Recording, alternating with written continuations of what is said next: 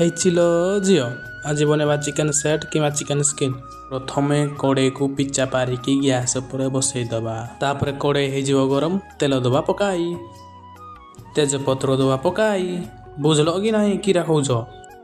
ତାପରେ କଟା ହେଇଥିବା ପିଆଜକୁ ଦେବା ପକାଇ, ତାପରେ କୁଡ଼ୁରୁ ଟିକେ ଦେବା ଚଲାଇ, ତାପରେ କଟା ହେଇଥିବା ଟମାଟୋକୁ ଦେବା ପକାଇ, ବୁଝିଲ ତ।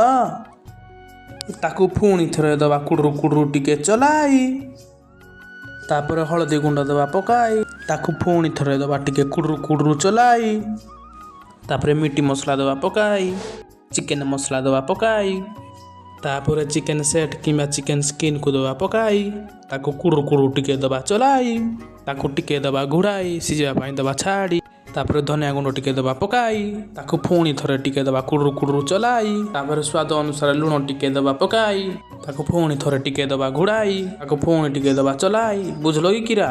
ଆଉ ତାପରେ ଚାଖଣା ହେଇଗଲା ରେଡ଼ି। ଆସ କେବେ କି ଖାଇବ ନହେଲେ ମୁଇଁ ଖାଇଦେଉଛି।